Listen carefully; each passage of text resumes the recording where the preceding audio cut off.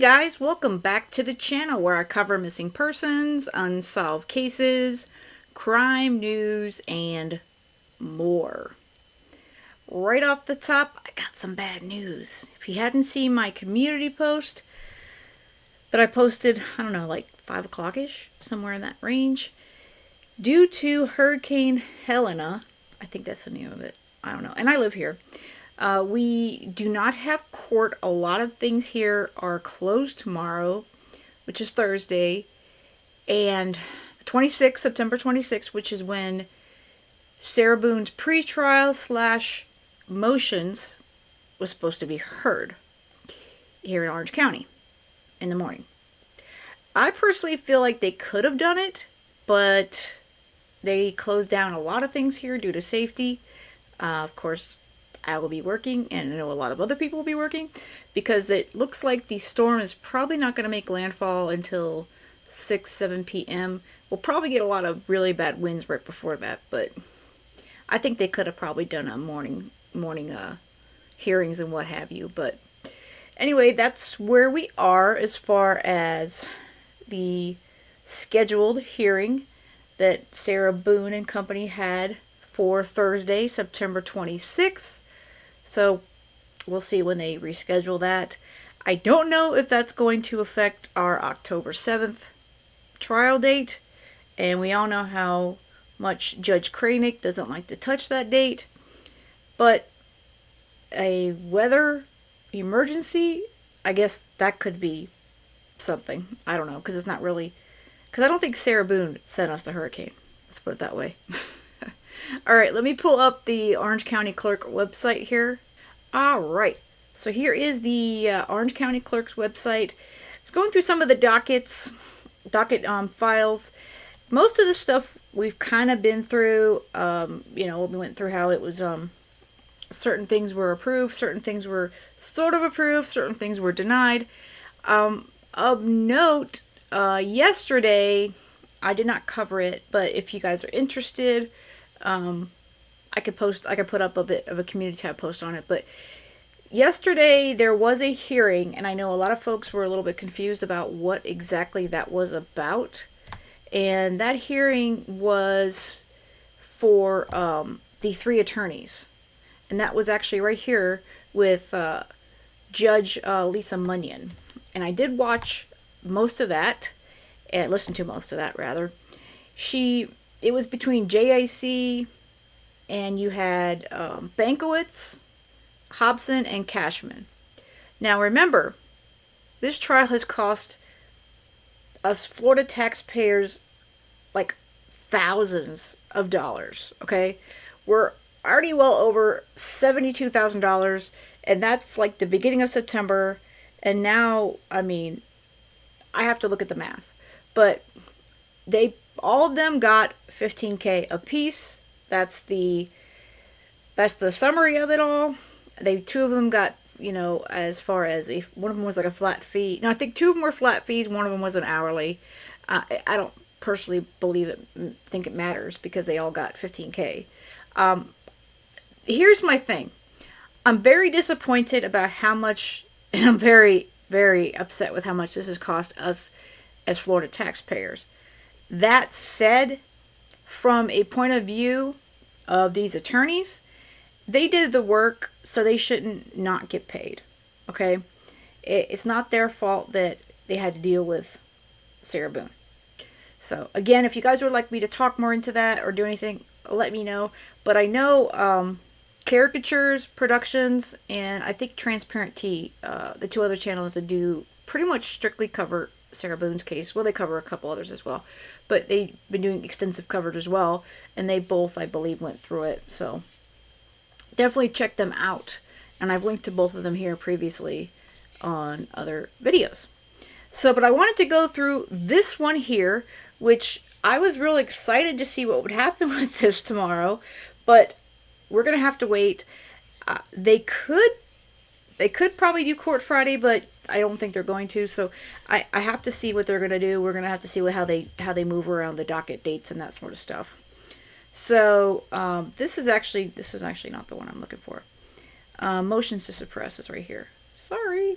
I have to put that one was the attorneys, they wanted to appear via Zoom, so they have to put a notice in every single time if they don't want to appear in person. So that was Owens and Henderson, I think that's his name. Yeah, Tony Henderson.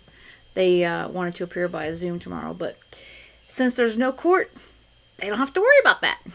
All right, so here is what I wanted to go through. This is the motion to suppress defendant statements at Orange County Sheriff's Office.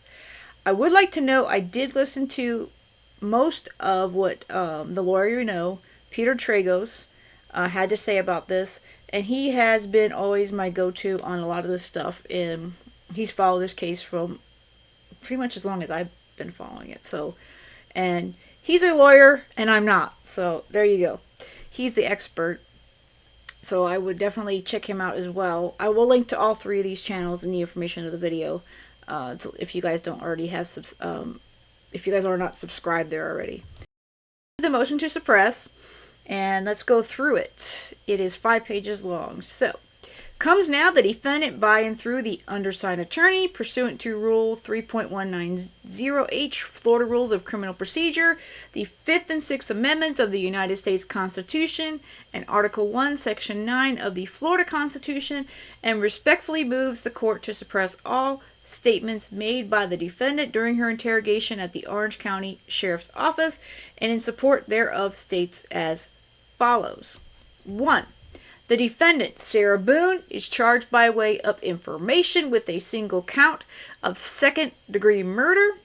2. On or about February 24th, 2020, the defendant called 911 in response to finding her boyfriend, George Torres, deceased. 3. Deputy Kayla Rodriguez of the Orange County Sheriff's Office arrived on scene with her body cam activated. That is protocol. Deputy Rodriguez spoke to the defendant and realized a death had occurred. Deputy Rodriguez advised her superiors and secured the scene. 4. Sometime later, homicide investigators Chelsea Conley, aka Chelsea Copacel, and Scott Lowen arrived. These two investigators would ultimately be responsible for this homicide investigation and were involved in the interrogation of the defendant at the Orange County Sheriff's Office the next day. 5. The defendant was ordered to remain on scene while the Orange County Sheriff's Office conducted their investigation. The defendant stayed outside of her apartment for approximately 14 hours during this time.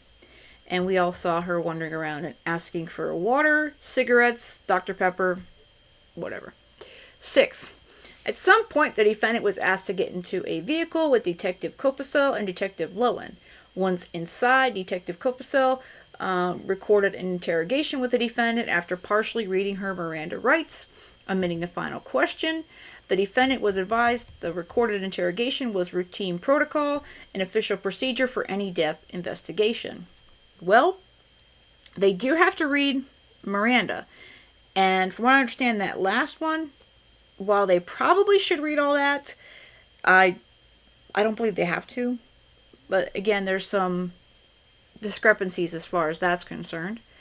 7. During the investigation, Detective Copacel asked to see the defendant's phone. The defendant complied and gave her phone to the detective.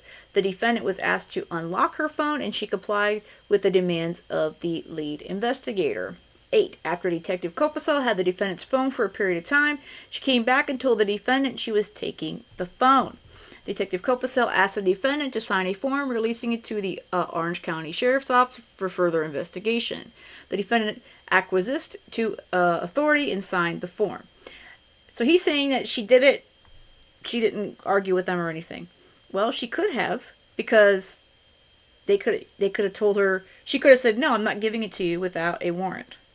And they would have gotten a warrant and still gotten it. So it just would have been a matter of time. 9. The defendant was told that one of the detectives would return her phone to the defendant at her apartment in Winter Park the following afternoon. 10. Later that evening, the defendant moved to her ex-husband's home, Brian Boone, for the night. Using her ex-husband's phone, the defendant called lead detective Chelsea Copasel to express her concern that Detective Copasel was not being truthful about law enforcement motives as it relates to the defendant. The defendant told the detective she believed that they were trying to trick her. Yeah, that sounds like our Sarah Boone. 11. The detective assured the defendant that they were not trying to trick or implicate her, but the following day the defendant needed to drive to the Orange County Sheriff's Office to retrieve her phone. The detective explained that the reason for the change in plans was because she was pregnant and not feeling well. 12. The next day, February 25th, 2020, the defendant arrived at the Orange County Sheriff's Office to retrieve her phone and had questions about this tragic event. Can you imagine? Sarah Boone walks in there. Hey, I'm ready to take my phone back, but I got a notebook and I got a list of things I gotta find out. We've seen her letters. I would have loved to see how much stuff she had written down that she wanted to ask. And she sure talked. 13. While still under the impression she was retrieving her phone, Detective Lowent led the defendant upstairs into an interrogation room. A custodial interrogation ensued. Immediately after the interrogation, the defendant was arrested and charged with the offense above. 14. This approximate 2-hour interrogation was recorded. 15. The initial dialogue between Detective Copasel and the defendant, Sarah Boone. Detective, I'm going to have you sit in the green chair. Detective, appreciate you coming in. Sarah Boone, yes ma'am, I want to ask about these whenever you have a moment, referring to her written notes with questions. Detective, sure. Detective, so obviously he received his autopsy. Detective, so I'm going to read you your rights again because we have to talk about that. Detective, and we're not done talking about the incident. Detective, we just have to do it. Sarah Boone, just like we did yesterday? Sarah Boone, normal protocol? Detective, yes, just like we did yesterday. Detective, remember I read you the rights. Detective, yes, it's the same thing, but since I'm asking you follow-up questions, I need to read them to you, okay? Detective, so you have the right to remain silent. Anything you say may be used against you in court. You have a right to talk to a lawyer before and during questioning without charge. If you cannot afford a lawyer and want one, one can be provided for you before questioning without charge. Has anyone threatened you or promised you anything to get you to talk to me? Sarah Boone, no. Detective, and do you understand what I just read to you? Sarah Boone, yes. Detective, perfect, okay. Detective, so this morning we went to his autopsy and we were informed of some injuries he had by the doctor. Detective, where? Defendant. I guess they jumped from Sarah Boone to defendant. Defendant, where? Detective, so he's got scratch marks to his back. And I'm actually going to play this part after we get through this couple more pages here. 16. The interrogation continued for approximately 2 hours. At the end, while still in the interrogation room, the defendant was placed in handcuffs and arrested. 17. The detective read the defendant her Miranda rights directly from the printed card of the Orange County Sheriff's Office. The detective omitted the final question printed on the standardized Miranda card of the Orange County Sheriff's Office. 18. The detective omitted the same Miranda rights question she omitted the day before. 19. The omitted final Miranda rights question is, having these rights in mind, do you wish to talk to us now? The question is that really vital? That's going to be the question. 20. The defense has yet to receive a true and accurate copy of the Miranda rights card from the Orange County Sheriff's Office. 21. Upon information and belief, it would look something like this. And a lot of us have seen these, if you've watched shows on TV, and if God forbid you've ever been arrested, but obviously you can see them on Live PD, which is now of course I'm blanking on the name of the new show, but reality shows, cops, all that sort of stuff.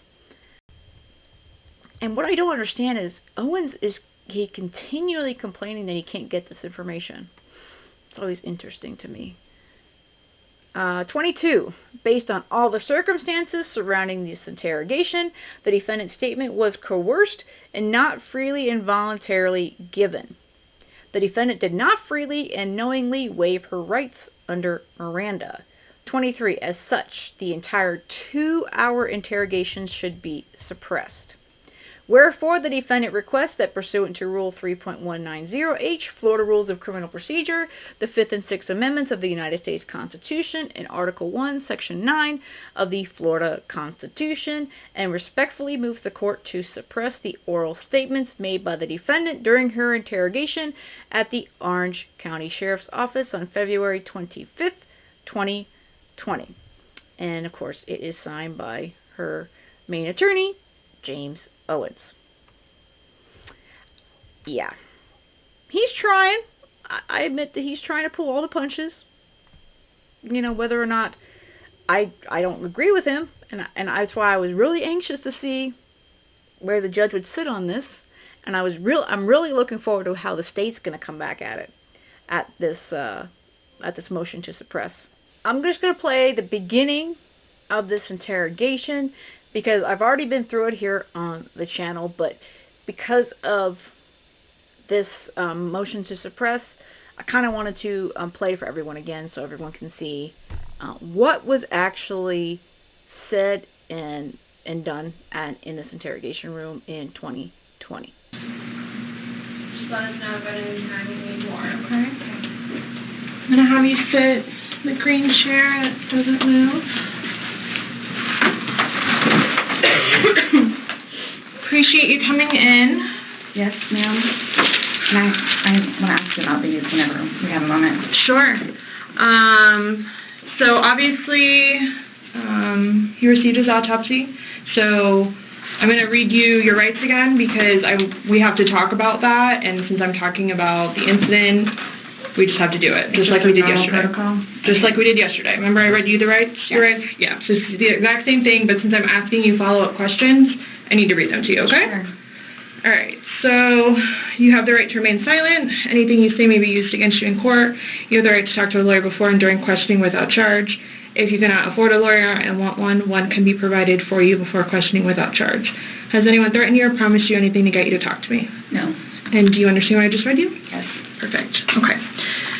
So this morning we went to his autopsy, and we were informed of some injuries that he has by the doctor. So so he's got scratch marks to his back. I know what that's from. Okay. And it's called a contusion. Do you know what a contusion is? So like basically you're getting hit and then you get a mark from it. You'll get bruising. Like someone hit you or something like that. It's called a contusion. So he had some injuries to his left shoulder. He had a cut near his lip. We could see his mouth was a little. I haven't laid a hand on him. Okay. Also too, he fell off my son's bike. Okay. So I don't know, and he's notorious for running into the wall or the hall tree. So Okay. What about the scratches? Because there's also sex. Yes. Okay. Because there's also like a scratch on the back of his neck, kind of going, but it's going straight across. I have no idea what that's from. And they're all recent. They occurred recently. It wasn't something that occurred post or that occurred a week ago or 2 days ago, 3 days ago. They definitely occurred, the night leading up to when he was. In all honesty, we have not gotten into it. Okay. That's why, the only thing I thought you guys were going to ask me about, which I was going to be honest with you anyway, are the scratch marks on his back. Mm-hmm. Everything else, I have no idea what it is. No idea what it is. Nonetheless, I've had my son over at the house, too. All right, so only thing I could think of, like I stated again, was I think the detectives could have covered their butts by asking that last question, okay, and potentially having her sign something. And I've heard that they've had, detectives in other areas, depending upon where they are, to cover themselves and to make sure that the interrogation is all copacetic and what have you. They will make sure that there's initialed and signed and all that sort of stuff. So that's the only thing I can think of. But do I believe that she is not allowed to leave here? That she's being tricked in some way? No. No. And for those that have seen this entire, like, 2 hour interrogation, and again, I will link to where I went through it on the channel previously, she talks and talks and talks. Okay? She shares a lot of things. Okay? These detectives, sure, they ask questions, but Sarah's more than willing to explain everything away. Look what she said. Oh, he was on my son's bike. He's always running into walls. So she has an answer for everything. So I am very anxious to see how this motion to suppress this 2 hour interrogation goes once we get the motions hearing and the pretrial hearing. And because of this hurricane, we have to wait. Yeah. As apprised of when they reschedule this for, I'm hoping sooner than later. I know with Judge Kranick wanting this trial to get it going, he's going to try to probably get it done ASAP. So hopefully next week. I don't know. I mean, we're coming up to October starts next week.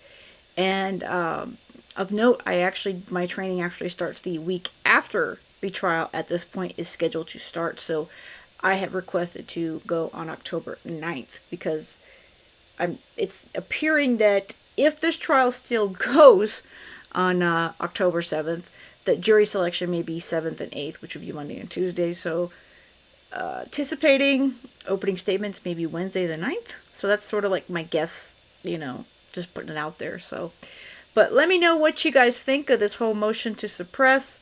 And I know y'all are as disappointed as I am that this hurricane has delayed our hearing. Well, let's put it this way, the justice for George Torres, because that's really what it's about.